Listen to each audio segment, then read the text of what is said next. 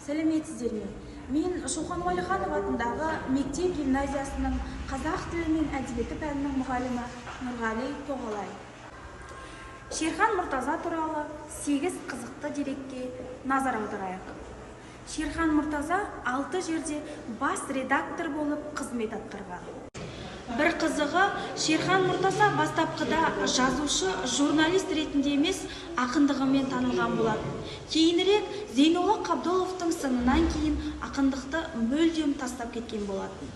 1972 жылдар аралығында Жалын Әлмаханның бас редакторы, 1972-75 жылдар аралығында Жұлдыз журналының бас редакторы, 1980-89 жылдар аралығында Қазақ әдебиеті газетінің бас редакторы, 1989-92 жылдары Егемен Қазақстан газетінің бас редакторы, ал 1989 жылдан бастап Егемен Қазақстан Республикалық газетінің бас редакторы болып қызмет атқарған.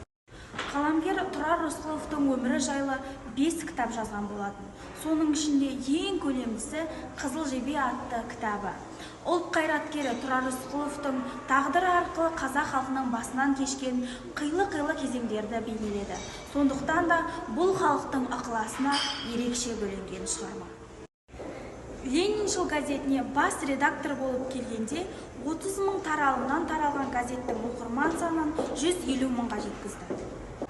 Қазақстан ұлттық арнасындағы Таңшолпан бағдарламасы Шерхан Мұртазаның идеясымен ашылған. Алғашқы құрылышы Дәку атты очерктері жазушының 26 жасында жарық көрді. Жазушының еңбектері ТМД және шет тілдеріне аударылған. Сонымен қатар қаламгер асық пен төс белгілерді жинағанды жақсы көрген.